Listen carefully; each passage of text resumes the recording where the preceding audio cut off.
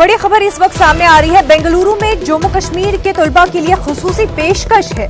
MBA और दीगर कोर्सों में मुफ्त दाखिले का ऐलान किया गया है। ऑक्सब्रिज तालीमी इदारे ने यह ऐलान किया है। कश्मीरी नौजवानों ने ही ये ऑक्सब्रिज कॉलेज कायम किया है। एजाज अली खान और मंजूर अली खान ने ये कॉलेज कायम किया है। MBA की 60 सीटों में से 15 सीटें जम्मू कश्मीर के तलबा के लिए मुख्तस की गई है। आइंदा तालीमी साल से दीगर कोर्सों में भी 25% सीटें मुख्तस की गई हैं। हर कोर्स में 25% सीटें जम्मू कश्मीर के तलबा को मुख्तस करने का फैसला लिया गया है। मुफ्त दाखिलों के साथ 25% सीटें मुख्तस करने का फैसला लिया गया है। ऑक्सब्रिज कॉलेज के डायरेक्टर मंजूर अली खान ने यह बयान जारी किया है। आपको बता दें, हमारे साथ हमारे नुमाइंदे रूफ हलूर इस वक्त जुड़ चुके हैं। रूफ, आपसे जानना चाहेंगे, ऑक्सब्रिज तालीमी इदारे की जानिब से एक पेशकश की गई है कश्मीरी तलबा के लिए मुफ्त पढ़ाई की। कितनी खुशी की बात है कश्मीरी तलबा के लिए, और कितना ऑथेंटिक और किस तरह से फ़ायदा देगी कश्मीरी स्टूडेंट्स को?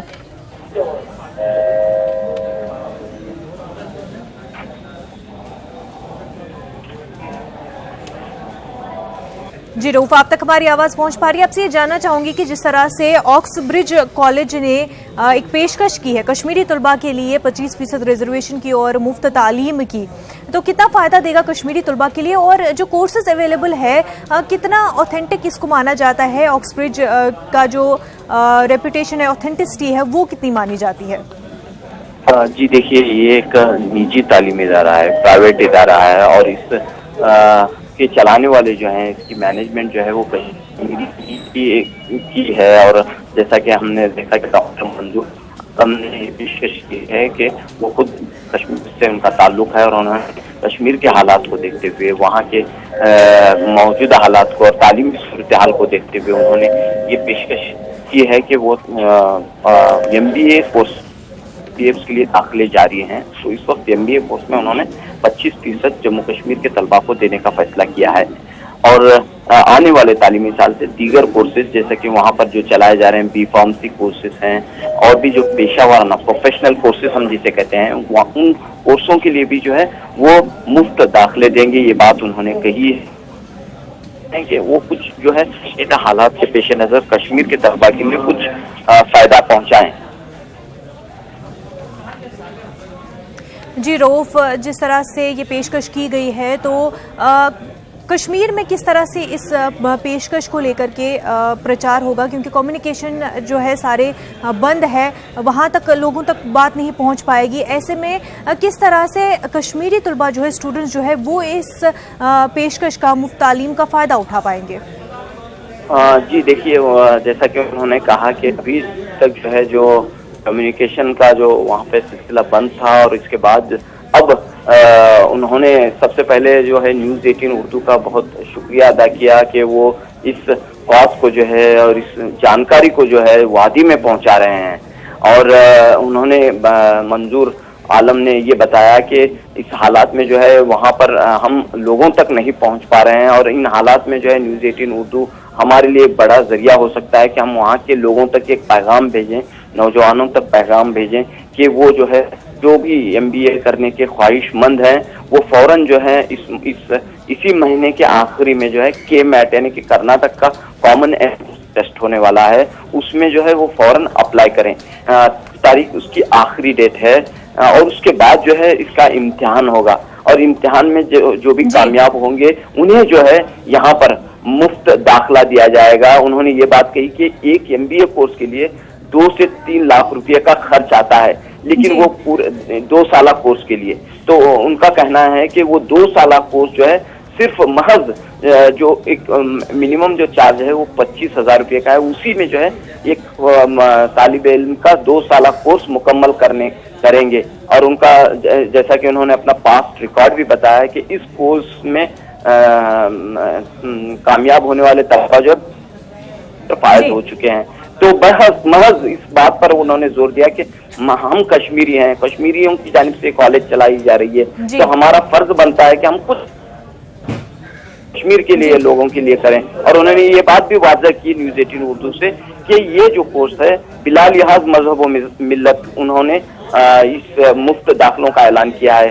यहाँ पर जो है सिर्फ मुसलमान ही नहीं बल्कि दीगर मजाहिब के लोगों के जो तलबा हैं उनको भी जो है वो ये कोर्स से में दाखिला देंगे और बिल्कुल जो है 15 सीटें जो है यानी कि कुल 60 सीटें जो है उन्हें अलॉट की गई हैं। इनमें जो है 15 नशिस्तें जो है वो जम्मू कश्मीर तलबा के लिए मुख्तस करेंगे। जी बिल्कुल अरूप, बेहद शुक्रिया तमाम तर तफसीलात के लिए। आरबीआई ने मुंबई में पीएमसी बैंक के खिलाफ कार्रवाई की है। आपको बता दें, आरबीआई ने पंजाब महाराष्ट्र कोऑपरेटिव बैंक के कामकाज पर पाबंदी लगा दी है। आरबीआई ने बैंकिंग रेगुलेशन एक्ट के सेक्शन 35A के तहत कार्रवाई करते हुए कामकाज पर पाबंदी लगा दी है। वाज़ेह है कि बैंक के गलत रवैये के सबब पाबंदी लगा दी गई है। अब पीएमसी बैंक में रकम जमा कराने और एफडी कराने पर पाबंदी लगा दी गई है। अब पीएमसी बैंक सार्फिन सिर्फ 1000 रुपए ही निकाल सकेंगे। पाबंदी के बाद बैंक सार्फिन काफी नाराज नजर आ रहे हैं और बैंक के बाहर बैंक सार्फिन का हुजूम देखा जा रहा है। आज सुबह हम कैश डालने आया लक्की पेट्रोल पंप का, तो मालूम पड़ा है क्या बैंक के नोटिस लगाए अभी कैश डाल सकते हो, निकाल नहीं सकते हो और आपका आरटीजीएस वगैरह कुछ भी नहीं होएगा। जो हमारा पेट्रोल का पैसा 10-10 लाख रुपए पड़ा है वो हमको कब मिलेगा, हमारा पेट्रोल कब आएगा। और जितने बिजनेसमैन सर्विसमैन हैं जिनके फिक्स डिपॉजिट हैं उनको कब मिलेगा पैसा। इनके पास टाइम ही नहीं है बात करने को। कभी बोलते 6 महीना देंगे, कभी बोलते 4 महीने देंगे। और आप आम पब्लिक को भी कितना रुपया निकाल सकते हैं? Only 1000 rupees in 6 month. Only 6 महीने में आप खाली 1000 रुपये निकाल सकते हैं। आज 1000 रुपये में एक घर का गुजारा चलता है। मेरा भी एफडी है, जो अभी मेरे डैडी के एक्सीडेंट का आया था वो भी एफडी है। अभी बोल रहे हैं कि कुछ भी वो कर नहीं सकते, इतना सब पब्लिक का मेहनत का कमाई है, अभी उसका कुछ है ही नहीं। मम्मी को पैरालाइज है, अच्छा। अटैक है, पैरालाइज पूरा वन साइड। उनके भी एफडी वगैरह सब है, वो भी मेरे भी पैसे है सब। अभी मेरे को आज जितने जरूरत है पैसे उसके लिए मैं आने लगा, तो मुझे अभी एक आपको कभी मालूम पड़ा ये बात? अब भी जस्ट ना बहुत ही हम लोग परेशान है। प्लीज ऐसा नहीं होना चाहिए, अचानक धोखा नहीं देना चाहिए। ऐसा करेंगे तो भरोसा उड़ जाएगा जनता का। मेरा एफडी को भी 15 दिन बाकी है। मैंने उनको बोला आप एक काम करो, अगर जो आपको फाइन लेना हो फाइन ले लो, बाकी पैसा मेरे को दे दो, मैं दूसरे बैंक में या कुछ और करूँ। मेरा बहुत ज़रूरत था इस टाइम। अभी 15 दिन के बाद मेरे को लड़के का फीस भरना है, घर का और प्रॉब्लम्स है सारा। तो वो बोलती है कि नहीं, आपका जो मैच्योरिटी हो रहा है 15 दिन के बाद में, तो वो हम आपको फिर से रिन्यू कर देंगे। आपको फिर से आप रिन्यू करो। भाई मैं फिर से रिन्यू क्यों करूँ भाई? मेरी मर्जी है, मेरा पैसा मेरे को चाहिए तो मेरे को आपको देना। नुमाइंदे प्रशांत पांडे जुड़े हुए हैं। प्रशांत, आपसे जानना चाहेंगे कि आरबीआई ने पीएमसी बैंक पर ये सारी जो पाबंदियां लगाई है, इनकी क्या कुछ वजूहात है? जी बिल्कुल, देखिए आरबीआई ने एक स्टेटमेंट जारी किया जिसमें साफ कहा है कि इस बैंक के जरिए जो कामकाज करने का तरीका था वो कहीं ना कहीं सवालों के घेरे में था और इसी वजह से आरबीआई को जो पावर है बैंकिंग रेगुलाइजेशन एक्ट उसका इस्तेमाल करते हुए आज से इस बैंक के तमाम कामकाजों पर रोक लगा दी गई है 6 महीने तक।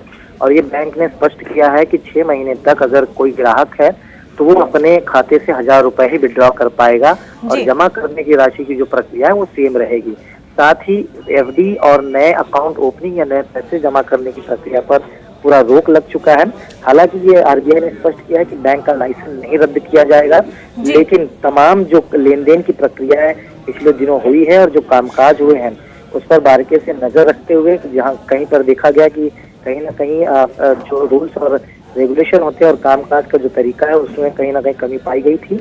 और इसे ध्यान में रखते हुए जिस तरह से मैंने कहा कि बैंकिंग रेगुलाइजेशन एक्ट धारा 35A के तहत कार्रवाई करते हुए बैंक पर रोक लगाई गई है। हालांकि इसका सीधा परिणाम देखने को मिल रहा है कि जितने भी अकाउंट होल्डर हैं उन्हें झेलना पड़ रहा है, क्योंकि विदाउट एनी इंटीमेशन किसी भी जानकारी के चलते ये कार्रवाई जो है आरबीआई की तरफ से की गई है। और मुंबई में जो तमाम बैंकें हैं उसके बाहर हमें काफी लोग भीड़ देखने को मिल रही है और साथ ही लोग नाराज भी हैं कि आखिर ये स्टेप उठाया गया तो इसमें उन लोगों का क्या गलती है जो उस बैंक में अकाउंट होल्डर के तौर पर है।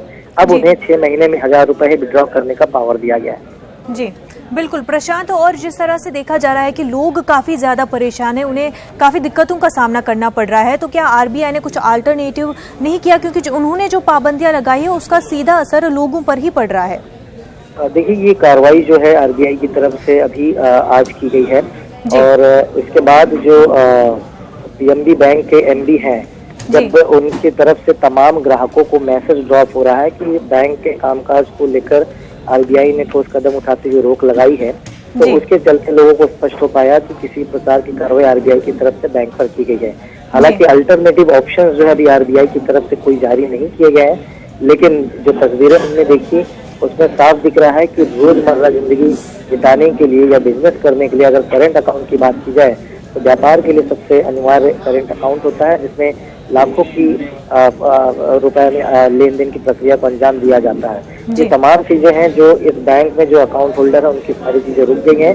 और जिस तरह से आरबीआई ने अपने स्टेटमेंट में एकदम साफ लिखा है कि 6 महीने तक तमाम कामकाज, चाहे वो एफडी की बात की जाए या करंट अकाउंट या सेविंग अकाउंट या फिर नए ग्राहकों की बात की जाए, तो उन तमाम चीजों पर रोक लगा दी गई है।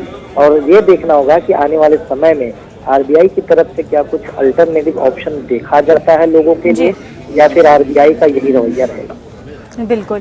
और पीएमसी के जो हेड अथॉरिटीज़ है उनकी जानिब से कोई बयान सामने आया है, या अपने जो उनके कस्टमर्स है, जो उनके बैंक अकाउंट होल्डर्स है, उनके लिए कोई बयान, कोई नोटिफिकेशन उन्होंने जारी किया हो?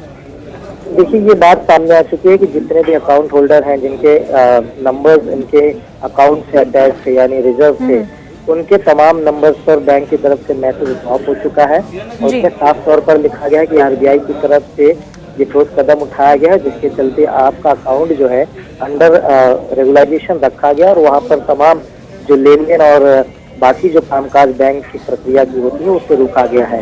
बस ये एक जानकारी जो है बैंक की तरफ से इन ग्राहकों को दिया गया है। बहरहाल अभी तक बैंक की तरफ से भी कोई ठोस कदम या कोई पहल नहीं की गई है। बहरहाल देखना होगा कि किन चीजों को ध्यान में रखते। जिस तरह से मैंने कहा कि जो बयान स्टेटमेंट जो आरबीआई की तरफ से जारी की गई है उसमें साफ शब्दों में ये लिखा गया है कि बैंक की तरफ से जो लेन देन की प्रक्रिया या कामकाज की जो प्रक्रिया है वो कहीं ना कहीं सवालों को घेरे में नजर आया। क्योंकि आपको याद होगा कि पंजाब नेशनल बैंक यानी पिछले महीनों हमने देखा जिस तरह से नीरव मोदी ने 9,000 करोड़ का चूना बैंक को लगाकर फरार हो गए थे। उसके बाद अब महाराष्ट्र कोऑपरेटिव बैंक जो पीएनबी के साथ है, तो ऐसे में वो तमाम ऐसे सवाल सामने आ रहे हैं कि आखिर किन बातों को ध्यान में रखते हुए ठोस कदम उठाया गया। जैसे धीरे धीरे समय बढ़ेगा, बैंक की तरफ से जब बयान जारी होंगे और आरबीआई की तरफ से और ज्यादा स्टेटमेंट जब इशू होंगे तो स्पष्ट हो पाएगा कि मुख्य वजह क्या रही है।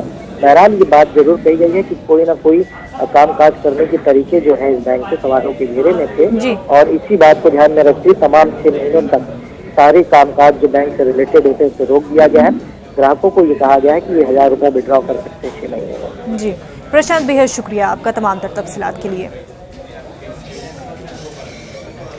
महाराष्ट्र में असेंबली इंतखाबात होने हैं और बीजेपी शिवसेना में पेच फंसा हुआ है। ऐसे में शिवसेना की जानिब से ऐसे अजीब और गरीब बयान सामने आ रहे हैं। संजय रावत ने कहा कि सीट शेयरिंग का बंटवारा हिंद पाक के बंटवारे से भी ज्यादा संगीन है। ज्यादा चिंता मीडिया में है, हमको नहीं है, ना बीजेपी को है ना हमको है। अगर हमको चिंता नहीं है, हम रिलैक्स है, तो आप सब लोगों को रिलैक्स होना चाहिए। मुख्यमंत्री जी ने कहा है कि गठबंधन की चिंता जितनी उनको है उतनी हमको भी है, और दोनों पार्टी के प्रमुख लोग सीट शेयरिंग के बारे में सकारात्मक चर्चा कर रहे हैं, और जो भी निर्णय है आज या कल आपको बता दिया जाए। बहुत ही आखिरी दौर तक की चर्चा आई है, अब हो जाएगा। इतना बड़ा महाराष्ट्र है, 288 सीटों का बंटवारा करना है। हाँ, ये बंटवारा करना जो है 228 सीट का, वो भारत पाकिस्तान के बंटवारे से भी भयंकर है। तो नाज़रीन, आइए अब देखते हैं कि मरकजी वजीर मुख्तार अब्बास नकवी ने न्यूज़ 18 उर्दू से बातचीत की, जिसमें उन्होंने पाकिस्तान को तनकीद का निशाना बनाया। मंत्री मुख्तार अब्बास नकवी हमारे साथ हैं। सर, देखा कि पाकिस्तान ने एक तरह से कबूल किया कि हम अलकायदा को ट्रेंड करते थे। देखिए, आतंकवाद के ढेर पे खड़े होकर के अमन का ढोंग नहीं चलता। पाकिस्तान जो है वो आज पूरी दुनिया के सामने एक्सपोज भी हो चुका है, आइसोलेट भी हो चुका है, और पूरी दुनिया इस बात को अच्छी तरह से समझ भी चुकी है, महसूस भी कर चुकी है कि आतंकवाद की फैक्ट्री पाकिस्तान में चल रही है, जहां से आतंकवादियों का उत्पादन हो रहा है। अब ये कबूलनामा उनका सच्चा है झूठा है इसका कोई ज़रूरत नहीं है, क्योंकि पूरी दुनिया के सामने ये चीज़ें बेनकाब हो चुकी हैं, एक्सपोज हो चुकी हैं, और इसी वजह से पाकिस्तान पूरी दुनिया के में आइसोलेट हो चुका है। पहले वो ट्रेंड करते थे, फिर कश्मीर भेज देते थे। देखिए, ये चीज़ तो जो है वो एक क्रिस्टल क्लियर है, सच्चाई छुप नहीं सकती कभी भी। ये सच्चाई तो सारी दुनिया जानती थी। उनके कबूलनामे के बाद जो है वो हम ये नहीं कहते कि कोई नई चीज़ कबूल कर ली, उन्होंने तो अभी बहुत सी चीज़ें कबूल करनी पड़ेंगी। एक इमरान खान की जिस तरह से पाकिस्तानी वज़ीर-ए-आज़म की डोनाल्ड ट्रंप के साथ मीटिंग हुई और उसके बाद उन्होंने फिर से कहा कि हम मध्यस्थता करने के लिए तैयार हैं। देखिए, कश्मीर के मुद्दे पर भारत का स्टैंड बहुत क्लियर है, बहुत क्रिस्टल क्लियर है, इसको दोहराने की ज़रूरत नहीं है। कैमरामैन नगीन के साथ Khurram Shahzad, news 18 Delhi.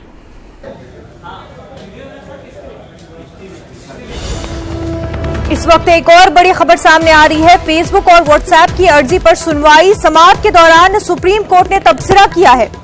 Social media का किया जा रहा है गलत इस्तेमाल। कोर्ट का कहना है कि सरकार जल्द से जल्द सख्त कदम उठाए। जस्टिस दीपक गुप्ता और जस्टिस अनिरुद्ध की बेंच समाअत कर रही है। उनका कहना है कि सोशल मीडिया का गलत इस्तेमाल हो रहा है, सरकार सख्त से सख्त कदम जल्द से जल्द उठाए।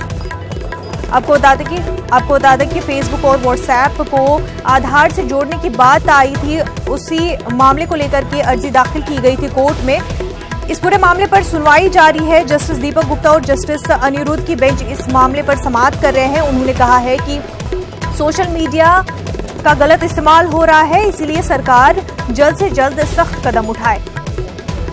नाज़रीन, आपको बता दें पूरा मामला है कि फेसबुक और व्हाट्सएप की जो है उनको आधार से लिंक किया जाए, ऐसी अर्जदाश्त दाखिल की गई थी। समाअत हो रही है इस पूरे मामले को लेकर के सुप्रीम कोर्ट में, और इस मामले पर कोर्ट ने कहा है कि सोशल मीडिया का गलत इस्तेमाल हो रहा है, सरकार को सख्त कदम उठाना चाहिए।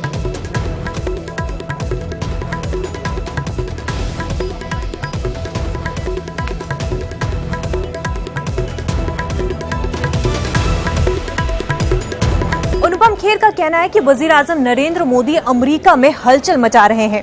उन्होंने कहा कि वजीर आजम की क़यादत में हिंदुस्तान की सोच बदल रही है। इतना ही नहीं, बैरून मुल्कों के लोगों की भी सोच हिंदुस्तान के ताल्लुक से बदल रही है। न्यूज़ 18 से बातचीत में अनुपम खेर ने मजीद क्या कुछ कहा, ये सुनते हैं। So what is it that's happening in America? What's happening in America is this, and on one hand, of course, Prime Minister Modi is setting the Hudson ablaze with the kind of moves that he's making with Donald Trump, and on the other hand, we have a dear friend, Anupam Kher. How wonderful.